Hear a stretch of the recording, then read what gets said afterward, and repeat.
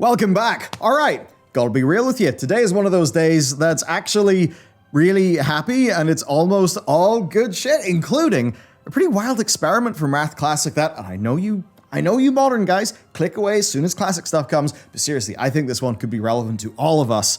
It's something I'd like to see them bring to modern. So overall, feels good, man, and let's get stuck in. Dragonflight first, and we're starting with, well, the lack of something. And that is that Necrotic and Inspired are currently missing on the beta. They're not there in the rotation. Now, by no means is this confirmed to be an intended thing, but, I mean, we can hope. Maybe this means that they are being cut, and let's be real, those are two of the more frustrating Mythic Plus affixes. They just suck, they're unfun. They're the ones that are super, widely disliked by the community. So that's potentially a pretty big win, isn't it? And here's another, depending on what you like. And hey, if you don't, there's always today's sponsor, nordvpn.com/Bellular Gaming, which is available at my link with 4 months free and the 30-day money-back guarantee. They've even got a new bundle that includes NordPass, which handles your passwords conveniently and securely. And the likes of that is great to have because it protects you against things like credential stuffing attacks. Obviously, the VPN itself offers loads of protection too. As an example, by encrypting your web traffic, it hinders man-in-the-middle attacks. Of course, you also can browse the internet as if you are anywhere, meaning you can indeed bypass regionally locked content. You can even save money via regional pricing differences on things if you want to have some fun. Here's a fun one. You're on a holiday, and you just realized you needed a rental car? Well, VPN to your home country, book the rental car, and there's a good chance you'll actually bypass super extortionate pricing. So, the app and the browser extension are all super easy to use, and you can get those 4 months for free at nordvpn.com/Bellular Gaming, of course, with a 30-day money-back guarantee. So, thanks to Nord for supporting this video, for supporting our team. And with that said, let's talk about some more Dragonflight stuff. So, it turns out there's actually a spell that is used on testing and tournament realms that can change the keystone of a dungeon. And a list of these set keystone map variables ended up being data mined, and seemingly it actually just covers dungeons far beyond Season 1 of this expansion. So this means that perhaps the whole pool has leaked, or at least the dungeons that Blizz are actually considering putting in. Now, of course, the Dragonflight dungeons are there, as are many ones from Mists of Pandaria and Warlords of Draenor. We've got Gate of the Setting Sun, Mogushan Vaults, Scarlet Halls, Scarlet Monastery, Scholomance, Siege of Nuzhou Temple, Stormstout Brewery, and the one that we already knew, Temple of the Jade Serpent. And to be honest with you, there's a bunch of great dungeons there. I mean, come on, think about the Weapon Master boss at the end of Mogushan. Awesome. For me, though, WoD is where it gets exciting because, you know it, friggin' Skyreach is there. That's one of my all-time favorite dungeons, so I can't wait. There will be many wipes. Auchendoun, I think that's another awesome dungeon. Bloodmaw Slag Mines, which, you know, is fair enough. And, of course, we already knew that Shadowmoon Burial Grounds, brilliant dungeon. Court of Stars and Halls of Valor are coming as well. And you know what? Fair enough on this one. I mean, first, many current players, I know this makes maybe me and you feel a bit old, but many current people didn't play in MoP. Second, the content does feel pretty different when it's in M+. Season 4 at least proved to me that I actually can enjoy that sort of thing. I mean, this is all content that was essentially literally dead until now, and now it's not. People have been talking about how FF14 smartly enough reuses its content. Now, Blizzard are trying to do that to ensure that, unlike in past expansions, where we just would have the same set of dungeons every single season for a whole expansion, now, every season will have a totally different dungeon pool with a new set of rewards, which, to be honest with you, does sound more engaging. Okay, now I've got something that's uncontroversially fantastic for you. The Creation Catalyst UI has been rethemed. Now that's actually impactful because this is our first visible evidence of what Ian said the team would do, which is provide a Creation Catalyst-like mechanic going forward. If you don't know what that is, the TLDR is you can turn non-tier bits of gear in a slot into the tier gear for that slot. It basically is a RNG backstop for acquiring tier gear, And thankfully, and very importantly, the team have already said that they know that the catalyst was activated too late into Season 3, so I doubt we'll see a repeat of that problem. As for this being found on the actual creation catalyst, well, it's just like with the item upgrade NPCs. Like, if you take a bit of modern Mythic Plus gear and take it to the upgrade NPC in Nazjatar, you can still upgrade it there, because regardless of the vendor, it's the same bit of UI. So that's how that works. Speaking of which, we've got new UI changes. So, the new target frame is finally in, mostly completing the core panel overhaul. To be honest, I do like how it looks. I think it's all just, nice and clean. They've renamed their action bars, added a few UI toggles for new features like the action targeting mode, things like adjustable world text size, and a few other quality of life fixes, including improving their new search function, which is just really handy for finding the options you need. Now, non-elite rare mobs will no longer have a silver dragon on their portrait, target frame, which is sad, whereas elite rares will still have the golden dragon frame. There's also a new accompanying icon, a 4-pointed star with a skull overlaid on top. Now, these will appear on both the world map and the target frame for rares. So not having the silver dragon there, look, it's that thing where I understand Blizzard's desire to keep a nice clean UI, but there is obviously a bit of me that's like, well, wasn't as clean, but it was quite thematic and nice. Now, talent trees, they've seen some love with unlearned nodes glowing and a few neat animations. It ain't gameplay, but it sure does make the games look and feel be more modern, and that does matter to people's perceptions of these features. Then we can also track more than 3 currencies on the default backpack, and amazingly, Blizzard have invented the wild demon technology, which has let them done that which was previously impossible: adding non-raid and PvP sets to the appearance catalog. Now yes, we all just use the add-on Better Wardrobe and Transmog, but it's good that these things are officially in. Few other things then, there's the nice new dragon riding UI that I think does look a hell of a lot more clean. So, that's the new UI covered. Next, we've got some new racial mounts, where it turns out that yes, the Drakthir are getting racial mounts, and they are called Vorquin. There are 7 different variations, including armored ones. And overall, I'd say I like them. They kind of look like a primalist Kelpie, I guess. But yeah, I think for most people, these will just be 7 more things to go into your, collection, because everyone is just a big all the things fiend. Then next, in what is mostly ceremonial, we've got the new login screen actually being in the client. That's nice. It's not massively important, but it is one of those milestones that does tend to come up a bit later on in the testing process. Speaking of which, let's talk about that and classes. The max level testing Valdrakken Realm is soon going to be in full swing. It's just had profession and PvP vendors be added so people can quickly gear up and start testing. Now, this is a massive signal that endgame testing will be starting, and as we know, solo shuffle rated is the first thing, and then they will be doing the PvE content. And it just got me thinking, there's no Torghast, no Warfronts, no islands, no Ember Court, no conduits, no, all that jazz, right? And I think that does mean the testing has been more focused, and it's been more centered on the foundations of Warcraft. I think all this shows then that we're getting closer and closer, seemingly, to an expansion that in some ways is less ambitious, but is seemingly more concerned with content and getting the fundamentals right.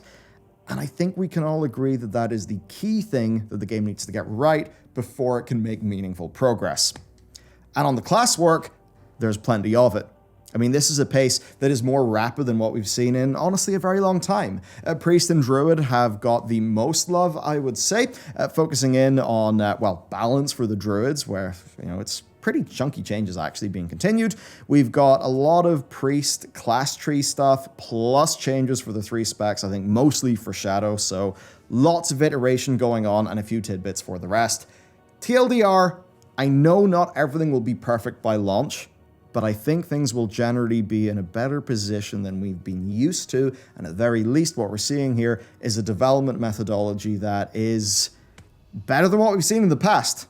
So hopefully it'll produce the results, and if this is what we can be getting used to moving forward, then that bodes very well for the future of the game.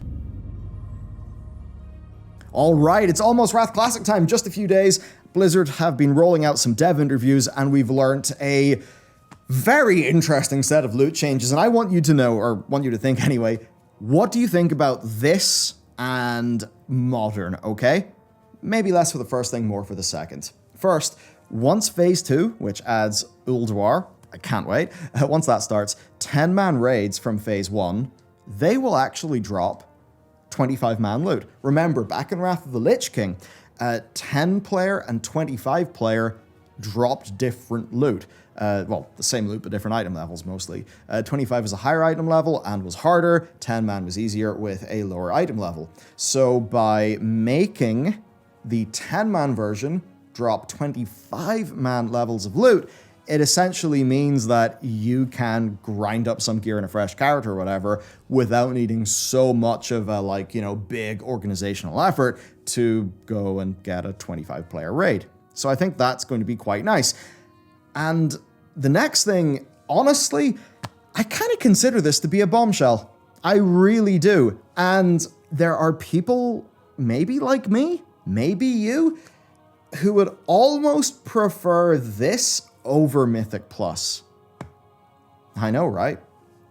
They're adding a new dungeon difficulty that is called Heroic Plus. Now, don't worry, it'll make sense. So Heroic Plus will obviously be harder than Heroic, and it is going to drop loot from the previous tier's 10-man mode. So this means that rather than be massively behind, players can run Heroics to get their character started, and then, with Justice points and Valor points, they can get some bits.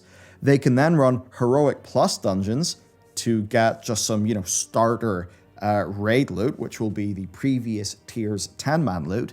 They can then run the previous tier on 10-player difficulty, which will drop the equivalent loot to its 25-man mode. And with all of that, they will be ready to tackle the latest tier. So basically, Blizzard are creating a system, a way of handling moving from tier to tier that actually keeps the previous raid tier feeling more relevant. And that's smart. They can keep dungeons relevant in a way that they just weren't, right?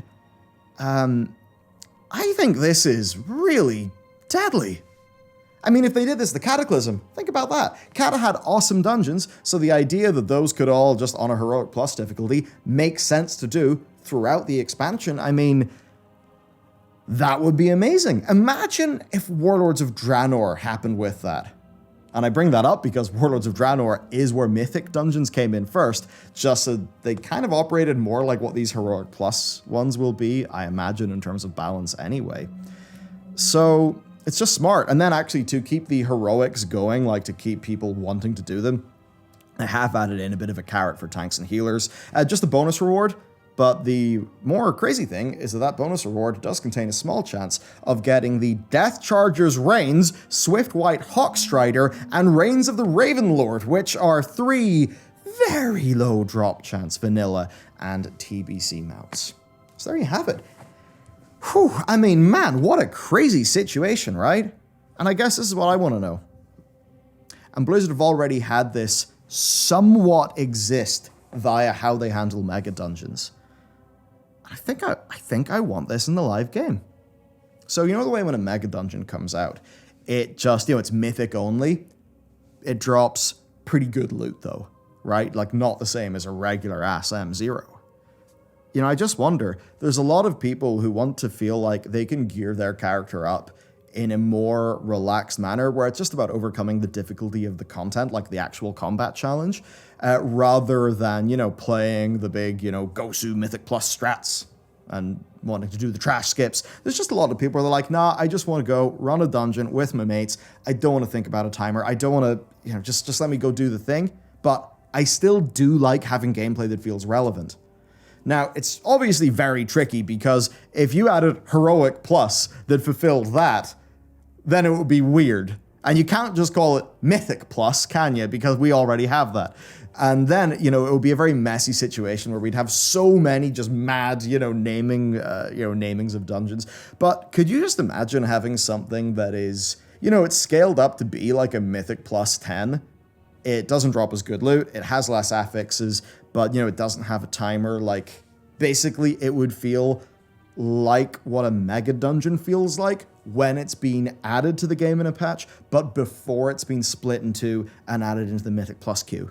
I just really like to know what you think about that, because, I mean, this is a smart solution for handling Wrath of the Lich King, and I guess just keeping more of its content feeling alive, more of it feeling stable. I mean, yeah, man, it just seems smart to me. I wonder what this will mean for, like, say, Sarth and Onyxia. But anyway, this is, on all fronts here, Blizzard being relatively, like, agile and smart, right? I've got to say, it's really fucking cool to actually, you know, see this, right? To see sort of good news. Now, the last thing then, which will be good news to some, is that the quest tracker will also make its way to Wrath Classic, but at a later date. Just, you know, won't be there at launch as they intended and as it originally was. So for them, yeah, some changes, but this is not necessarily something that they want to have be different at launch. It's some changes, not all changes. And I guess now that we've seen this, I mean, it does make some of us reappraise the sustainability of a Kata Classic or a MOP Classic. I mean, a MOP Classic where you have Heroic Plus dungeons, and I don't know, kind of gets you thinking. I mean, if they were doing a MOP Classic, would they take Flex Mode and backport that to the previous raids? Not sure. But I would like a way to do Throne of Thunder with Matt, because he missed out on that, and Throne of Thunder was goddamn awesome. So there you go, everybody. That's the Warcraft news. Things are developing along quite nicely.